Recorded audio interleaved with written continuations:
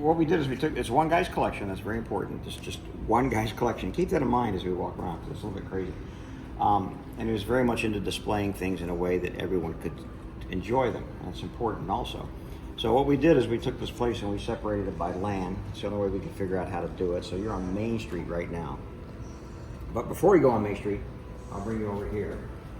In 1953, on a Friday, Walt called Herb Ryan and said, I need you down at the studio. We need to draw a map for a pitch I'm going to make for a theme park.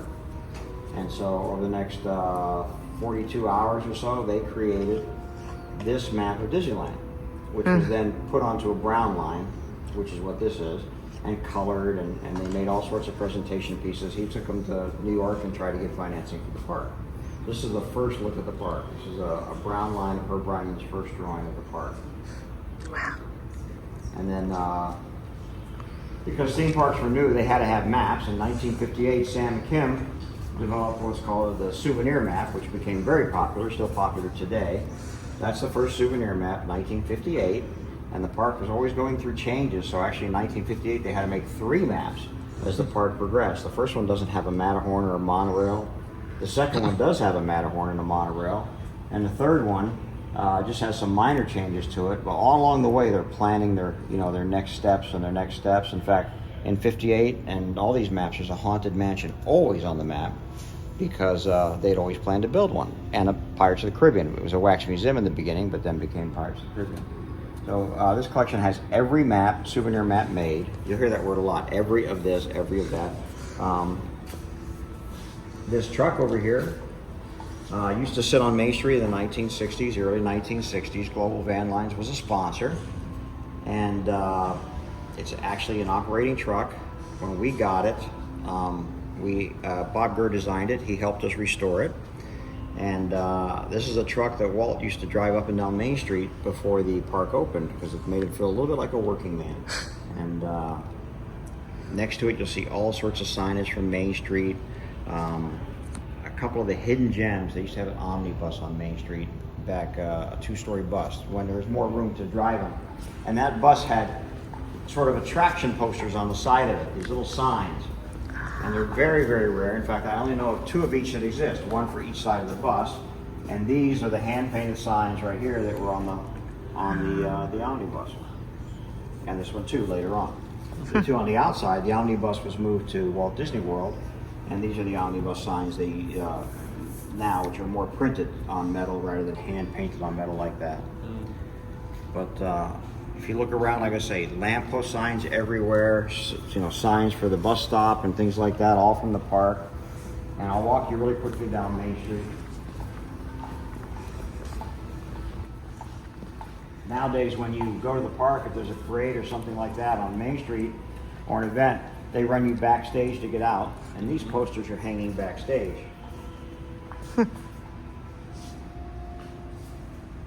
This is some of the pre-opening materials, the early Disneyland bumper sticker that says opens July 18th, because that was the day they opened to the public, even though already, July 17th was the press day. He has original ticket books, original gate flyers dating back to 1955. Before we got, the ticket books everybody remembers are the A, B, C, D, E ticket books. But before that, you had these little admission ticket books, just like that. And you'd have to buy a ticket like this for any ride you wanted to go on. So you see them here. Here's an adult ticket back here for $1, which was, opening price back in the day. Or actually, there's one 90 cents. And then other ones, there's tickets for Tiki Room, tickets for everything. It's crazy. This is always like this. This is an employee's scrapbook that the employee put together, and this is one of the original employee badges. They were metal. They didn't have a name on it. They just had a number. And every employee, as they were hired, got the next sequential number. So Walt was number 1, and then this employee was 1101. So. And then this is, you can come back and walk through, but these are just full of souvenirs, old vintage souvenirs. Because Main Street was sort of the shopping area, of the park. One of the big shopping areas of the park, obviously. These are 2 opening day tickets. They're different colors because they wanted people to come at different times, because they were filming the live event when they opened the park.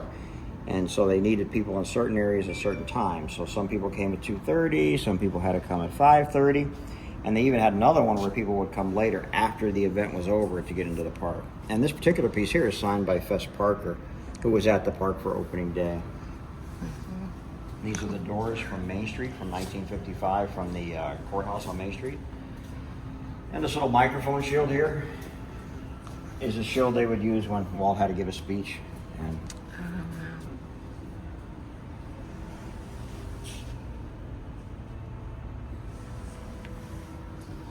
wow. There's so much stuff in this collection. It's great. This is from Babes in Toyland, the movie.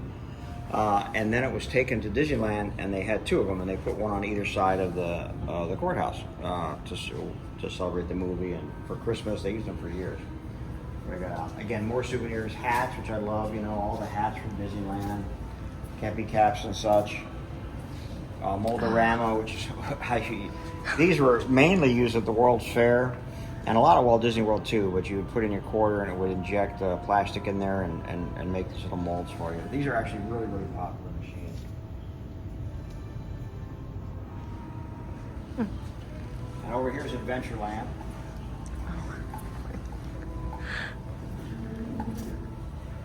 This boat was actually at the Disneyland Hotel. You could put a quarter into a machine and drive these boats around an area. When they took the ride out, this collector got one of the boats. He retrofitted it, he put a new motor in it, and it's actually remote controlled. It runs great. It's actually very fast. And this is one, these Shrunken Heads are from the ride, the Jungle Cruise ride, and of course that's from Walt Disney World. That's one of the cast member outfits. It's one of the cast members. And actually that's from the Great Movie Ring. But it fit in this area so well, we just put it in this area. So. Here's the Imagineering model for the Indiana Jones ride. So this was built so that they could time the ride and see how the cars might move through everything. It's actually, the ride's 2 stories. This is all 2 stories and it comes apart almost like a puzzle. So you can get to the bottom floor and see all that. And the Imagineer that built it, John Stone, he didn't want to see it destroyed or lost after he built it, so he took it home. That's how it survived. And he made it into a board game for his kids. So it actually comes with cards and game pieces and stuff like that. This is all original signage, as you see. Original attraction posters, which we'll talk about in a second. But these are 3 birds from the Tiki Room in Florida, Walt Disney World.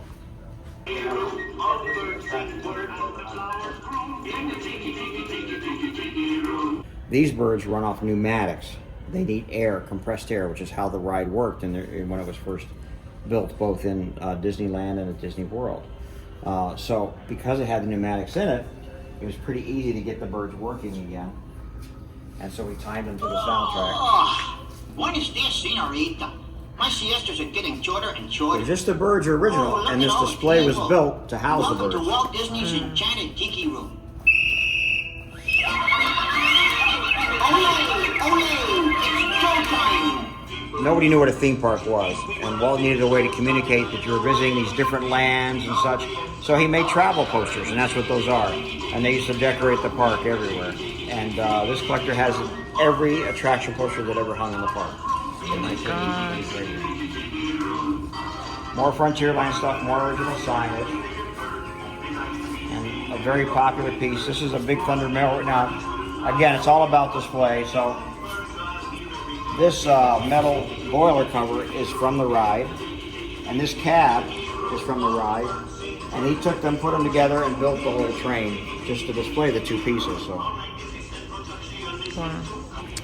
So when they're looking for sponsors, Walt would have his artist, in this case this is Sam McKim, make a painting, in this case of the Golden Horseshoe, or wherever he wanted to sponsor, and send it to the potential sponsor. So Walt had this made up and sent to the marketing director of Pepsi Cola, and that's who it's signed to. This is the marketing director in the 50s, and say, hey, this is what your place would look like if you would sponsor us.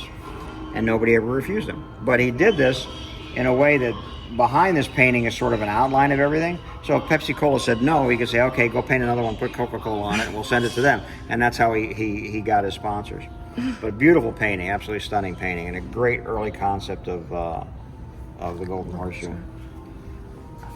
Winnie the Pooh ride. And in here is probably, well, we'll get to it in 1 second. You'll see it in a minute, you can't miss it. This is an A1 animatronic. This is all the animatronics in Disneyland and Disney World are basically the same, like Lego pieces almost. Like they can mix and match them, and they can just build whatever they want, you know, out of them. But this is the basic frame that could be used for a pirate, you know, anything in the park at all. Abraham Lincoln, for all we know. So it is. And then here we are running into the Haunted Mansion. These are original stretch paintings from the stretching room. They're all hand painted. They all hung in the park. You can see some of them are very worn out along the edges, especially the lady on the tombstone. And that's when they would take them out. They would just cut them out and then paint another one and put it in. Later, they learned they could print on canvas, and then even later now they're just on paper, or you know, some sort of paper. And in fact, the frames are on paper now. It's crazy. And this is an original Doom buggy, which is very rare. These rarely get out of the park because they last forever. They're very sturdy machines. And then this one is playing, as you can hear the music from the ride. It can also play the soundtrack. The door opens. It's all remote controlled.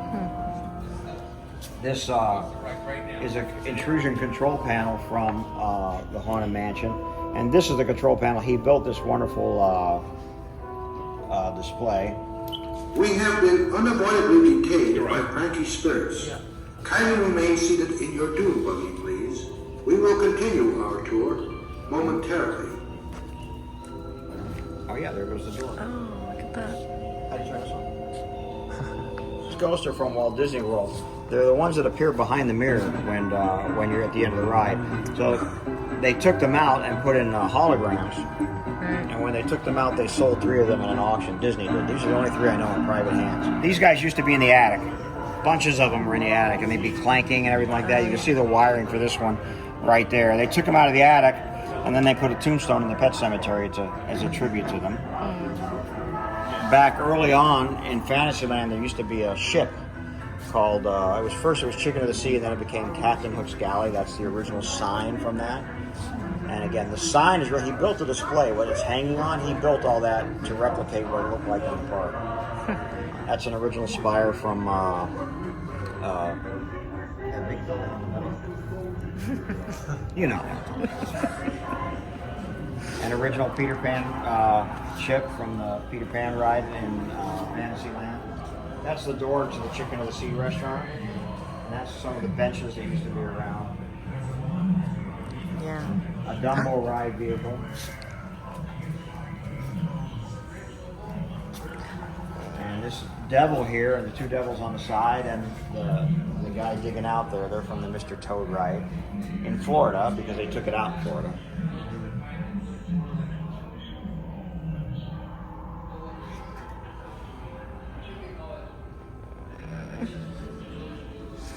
This is a walk-around character, Prince Charming. Snow White vehicle.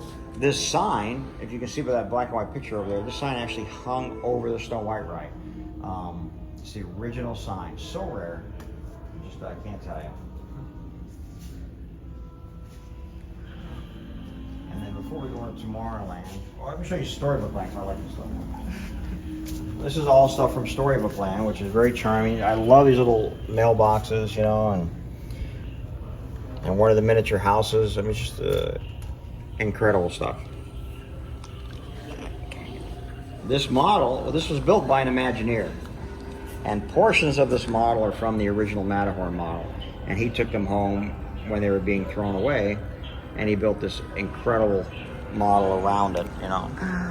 And if you walk around this side, this is the 1959 is when the Matterhorn opened, and this is sort of that area in 1959. It's when the submarines opened. It's when the monorails opened, and you can see it lights up. You can see down there. It's got the old sky buckets on it.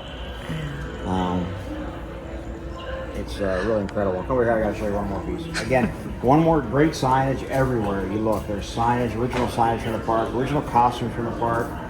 This is a super rare piece. This is a Midget Autopia car. Back in the 50s and early 60s, if you were too small to ride the regular Autopia, they had a Midget Autopia. But this one you didn't really drive. It was on a track and it was electric, so they just stuck you in there and you just held on. But the ride was taken out when they put in Small World. And so Walt gave the ride to his hometown of Marceline. And they ran it for a while, but eventually it had to close. And I know of only 3 of these cars that exist. It's a really rare car. It's been beautifully restored. And it's Rolly Crump's original model for the clock tower.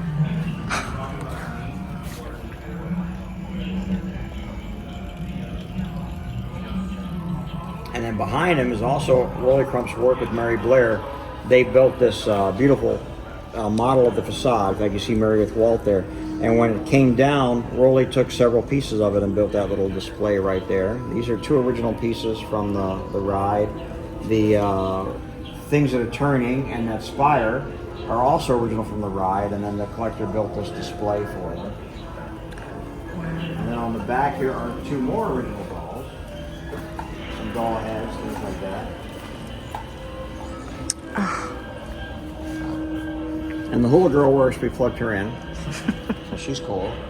She is cool. And there's more. Come this way. It doesn't stop.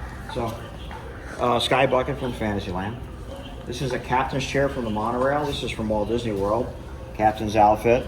And again, it's all about display, so he... Stand clear of the door. You gotta have As you that. board, please move across your car to make room for everyone, and kindly offer available. So he's put sound to a lot of things. And now this is a 1960 model of Tomorrowland from 1967. Same Imagineer that built the Matterhorn built this. But just a beautiful, beautiful model. And as you can see around it, there's a piece of the monorail over there on the wall. That's signed by Bob. Lots of costumes, lots of signage, original paintings. Just incredible. And then this is a rocket jet.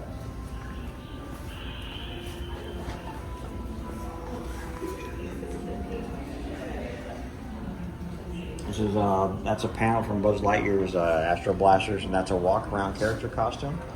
This is Space Mountain at Disneyland. And then Submarine Voyage over here. There's a control panel from the Submarine Voyage. This is a model, the Imagineering model of the new Finding Nemo submarine. And then this guy here, Adventures Through Inner Space, a ride I really love. When you're in the line, you would see these guys in displays like this. So this is real, it's from the queue.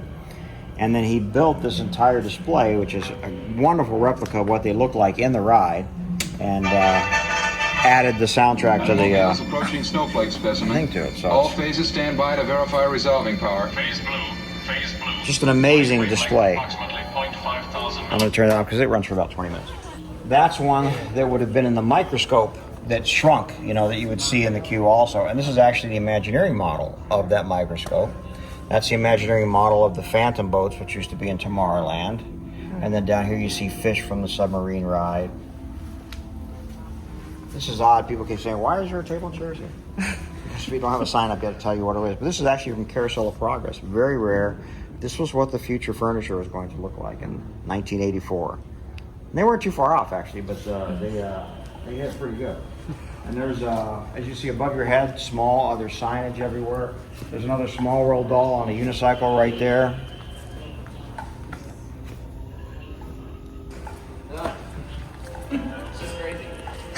So here's Tower Terror. Everybody loves Tower Terror.